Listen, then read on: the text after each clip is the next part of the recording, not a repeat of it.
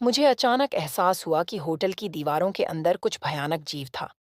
Ginseng के आधार पर मैंने एक ग्लेट पकड़ी और उस प्राणी पर वार किया। पल भर में पूरा होटल हिलने लगा। फ्रंट डेस्कलर को तुरंत समझ आ गया कि क्या हुआ है। वो दौड़कर आई और घायल प्राणी को प्यार से सहलाने लगी, जैसे उसे सांत्वना दे रही हो। इस बीच मैं कमरे कमरे में घूमता रहा। जल्द ही बहुत सारे निवासी इकट्ठा हो गए। वे मेरी ओर हाथ बढ़ा रहे थे, जैसे मैं उनकी जीवन रेखा हूं। तभी मुझे एक विचार आया।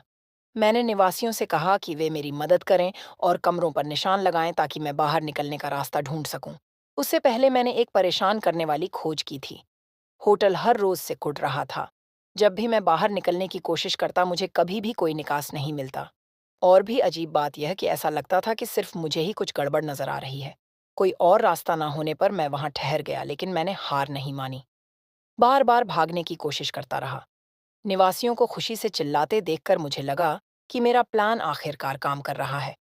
फिर मैं अपने कमरे में लौटा और देखा कि सब खाने लगे थे। पतर यह कि उन्होंने मेरे सारे नोट्स नष्ट कर दिए थे। मैं पूरी तरह टूट गया। मैंने सबको कमरे से बाहर निकाल दिया और निराशा में बिस्तर पर गिर पड़ा। तभी मुझे छत की लाइट घूमती दिखी। मैं तेजी से एक तरफ हटा और ऊपर खुले हिस्से में दो बुजुर्ग जुड़वाओं खड़े थे।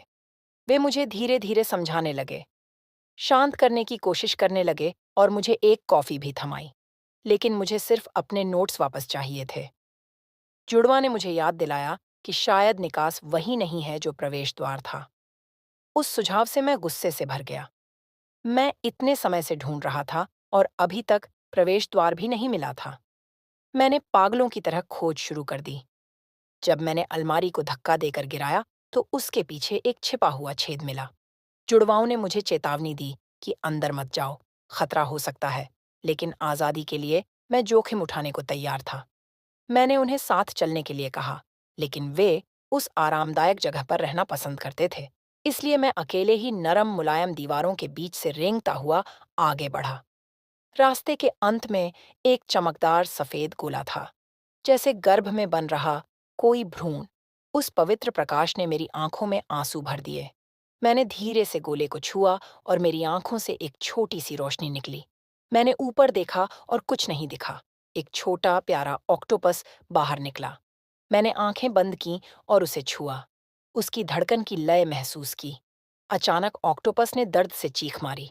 निवासी सुरंग में दौड़कर आए और फ्रंट डेस्क क्लर्क रोते हुए भीतर घुसी। उस पल में मुझे लगा कि आखिरकार मैं समझ गया हूं कि ऑक्टोपस क्या करने की कोशिश कर रहा था।